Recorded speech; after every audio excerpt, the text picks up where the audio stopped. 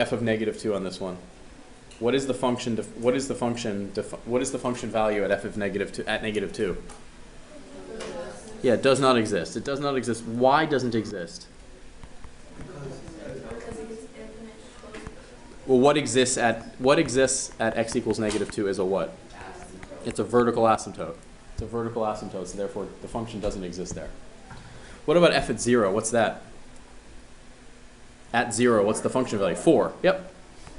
Oh, we'll do b here. What's the limit as x goes to -2? What do you say about that? Why is it d and e? Hold on, Lauren, go. Because it's a hole. Nope, not because it's a hole. Yep. Because from either side it approaches. Yeah, if you go to -2 from the left, what's it going to be? Negative infinity. And what about the limit as x goes to 2 from the right of f of x? What's that going to be? Positive infinity. So they don't agree. The left and right hand limits don't agree, so you say d and e.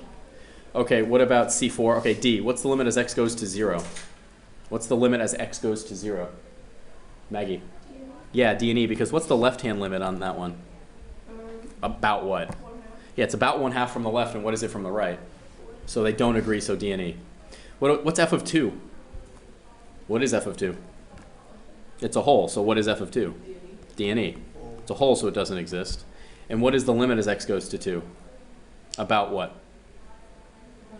About 1/2, yeah, about 1/2. Now, there's no specific function value, right? You have to, like, guess about a half. What's f of 4? 2, about 2. Yeah, it looks like it's about 2. I mean, you're assuming that that's going to 2 right there, right? And what's the limit as x goes to 4? You could say, it's interesting, the books disagree on this, right? They're both going to infinity. So you could say the limit as x goes to 4 is infinity. I would be fine with that right now. I would be fine with that. It's going apparently infinitely up on both sides. So, okay, sure. Yes. Okay, so what's the limit as x goes to 0? Can you plug in 0? That's the thing you always check first, right? You can't plug it in. What do you get on top? 0. What do you get on the bottom? What is 0 over 0 called? That's called something? Indeterminate form. Indeterminate form. And that's where you want to see if you can arrange this differently so you can plug in 0. Can you factor out anything of the top? So yeah, so now you have the limit as x goes to 0 of x times x squared minus 7 all over what? Well, x cubed. What can you cancel? You can cancel one of the x's, right? So what does that now become? I wish this would freeze, man. It equals, yep, and a highlighter's not going to help. Stop it. Stop it. Give me something other than the highlighter. Okay, don't give me something other than the highlighter.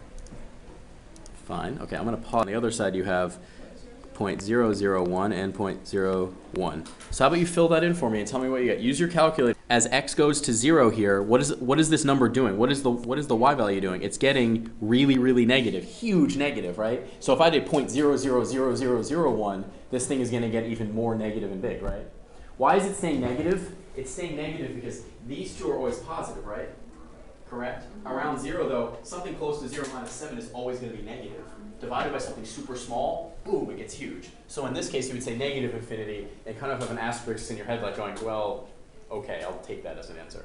But yes, what you have to recognize, Maggie, at this point is that you can't always do all of them algebraically. Okay. And then you have two options on this one. First of all, you have to recognize, can you if you plug in 0, a is always going to be around, right? Do you agree? A is a constant in this case. A is a constant. So what's one thing you could do first on this? There's two options here. What could you do, Maggie? The difference of two perfect squares. You see that, oh, perfect. That is absolutely the first thing that is one thing you could do. This is the difference of squares. Actually, everything with the minus sign is difference of squares. So I like what you said, difference of nice perfect squares, right? So you could factor that right now. You could factor it. Let's do it that way first. That's fine. So if we factor that, what do you end up with? H plus a minus a times what?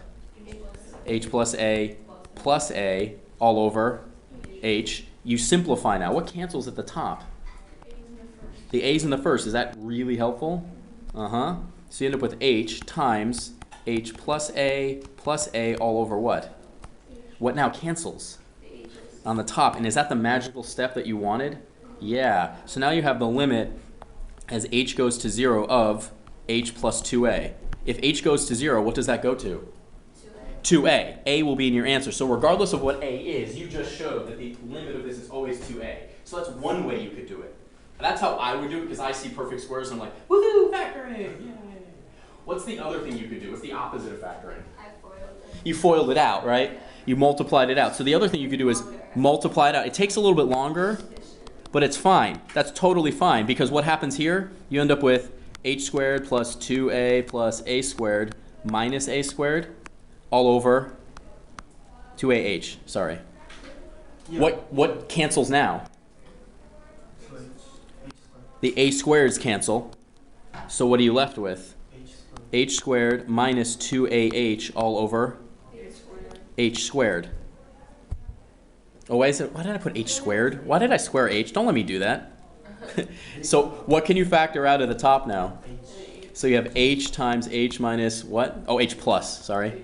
Plus 2a all over h. Does something cancel? The h's cancel. Oh, do we have the exact same thing? We have the limit as h goes to 0 of h plus 2a. So what's that going to be? 2a. So it's the same thing. Depends on which one you see. It depends on which one. Sometimes they're going to approach things that don't look nice. Sometimes they're going to approach things that don't look nice. Would you like to know why this one? Do you have a decimal idea for what this is? 0.6 something? Yeah, negative 0.0625. Negative 0.0625? Something like that? Yeah. So the question is that correct? Absolutely possible. Now, let's try doing this algebraically and see what happens. I'll do that with you right now. So this one doesn't ask it, but your question is it possible to get an ugly decimal as one of these answers? Absolutely. Here's why, Sarah. So watch this, everybody. Now you have 3 minus x over 4x plus 1, like this, times what? 1 over what? Now, there's something you can cancel here, but you have to be very careful about realizing it.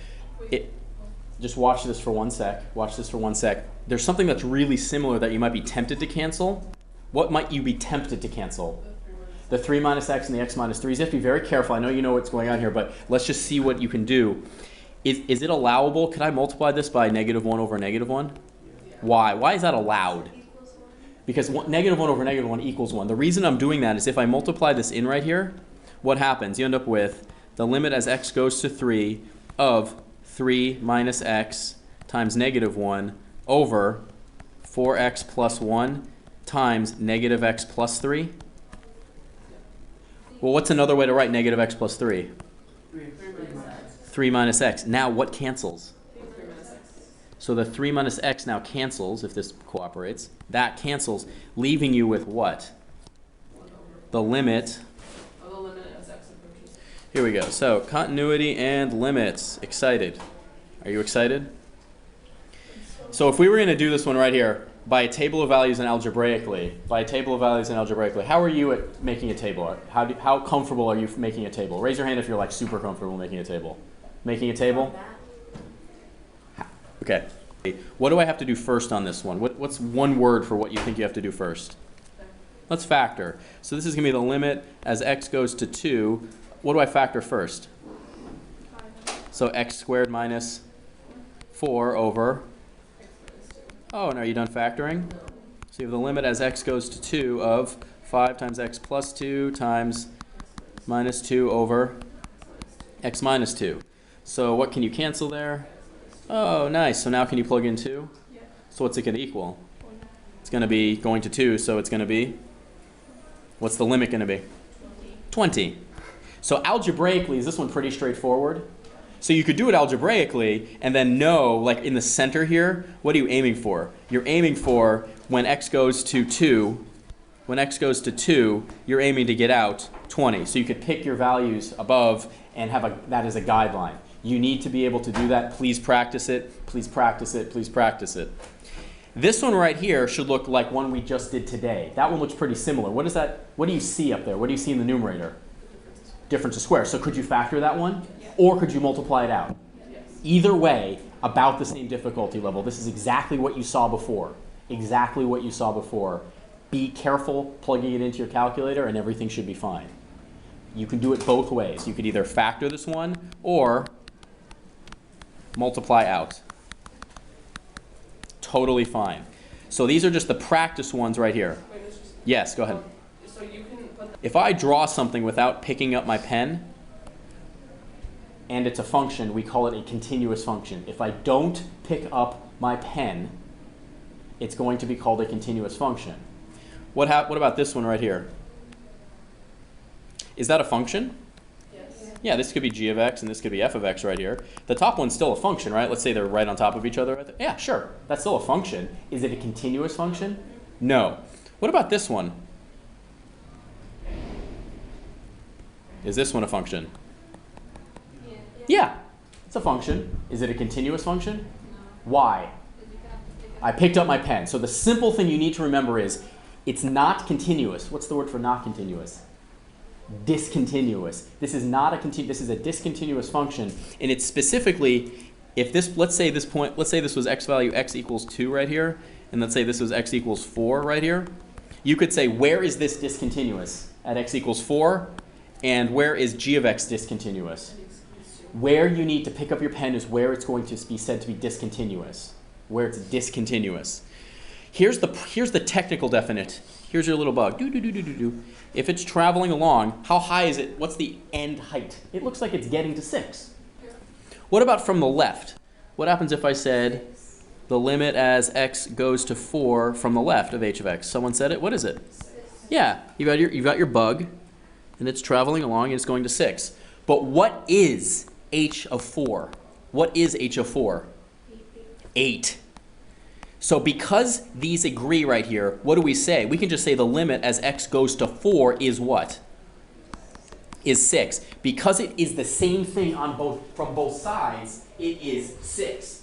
But what is the function value at 4? 8. 8. So is it continuous here? No. No, it is not. Yes. If it's like approaching from 2 different sides and it's 2 different limits, Then the limit doesn't exist, so it's not continuous. So if the limit doesn't exist, it's just not continuous because the limit has to exist. So the two things for continuity, the limit has to exist, and the function value there is the limit.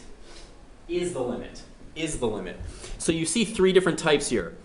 Infinite discontinuity, removable discontinuity, jump discontinuity. What do you think? Well, vertical asymptote, here it is. If the function spikes in 2 different directions, what do we say at x equals a? It is not continuous at x equals a. Because what would I have to do in order to draw this function? What did I have to do at x equals a? I had to lift up my pen. That would be an infinite discontinuity. What's a removable discontinuity? What we just said. So for example, there could be traveling along a hole. It could be defined up there and be traveling along right there. There's a removable discontinuity. What about a jump discontinuity? That's this. It jumped. Removable and jump can be very similar. Wait, what's the difference? The difference is in this case, there's a separate point right here. There's a separate point that's defined there. So the point is that the function didn't continue there. So does the limit exist here? Does the limit exist at this x value? No. No, it doesn't. From the left and right, it's different. So the limit doesn't. Does the limit exist here? Yes. But is it continuous? No. No. That's the difference. So let's practice. Let's practice, shall we? Tell me, through your own analysis on this, if you start playing around with it, what does the top factor into? X minus what? 2. Is it x minus 2 or x minus 3? It's x minus 2 times x over x times minus 2. So you know what's going to happen. There's a hole. So right there, when you do this, you end up with, this is the same thing as x plus 3 over x, right? So does that function x plus 3 over x, is that continuous? Why not? What does it have? Well, hold on. What does it have? That's true, but what does this one have?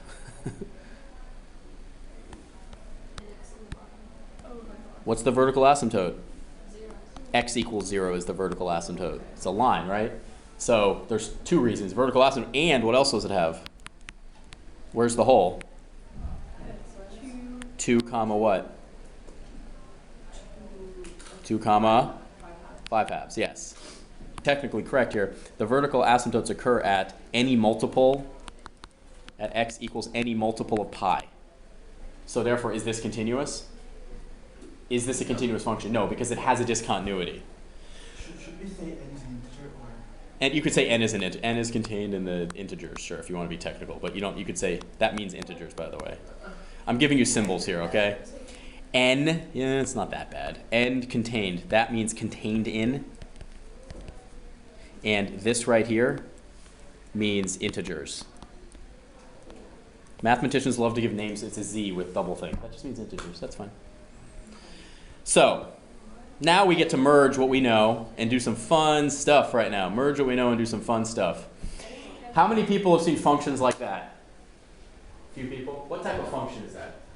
It's a piecewise function. Can you graph a line? Say yes. Yes. Can you graph a line? Yes. What's the only thing here that changes? This function is defined for that part of the domain, and that function is defined for that part of the domain. Do this right now. Do this right now. Graph that in as much detail as you can. Please use 2 different colors. Please use 2 different colors. I would do the first one. I'm going to pick red for the top one here. So I'm going to take -3 and plug it into there. And when you plug -3 in, what do you get? -2. So you plug in -3 and you get -2. So that's going to be right here. Is it a closed dot or an open dot? It's a closed dot. It's going to be in the middle of that, though, because it's by force. It's by force. Oh, it is by force. Thank you. So it's going to be like right there. Yeah. And it's a closed dot. Thank you very much. Because that point right there, so you know on the red one, you plug in -3 and you get out -2. Let's now plug in 1 and see what we get. We plug in 1, and what do you get? 6. Is it a closed dot or an open dot? Open dot. And this one is an open dot, and this one is closed. Why is it an open dot? Strictly less than, exactly. Nice. So what do we do with those 2 points? Connect them. La, la, la, la, la. There we go. Next, let's use blue. Yay, I love blue. Plug 1 into this. What do you get? Plug 1 in. What do you get? 6. 1, 6. Oh, it fills in. Look at that. So that one, that's a closed dot. What about the next one? What value do we plug in now? 3. And what do you get? 16.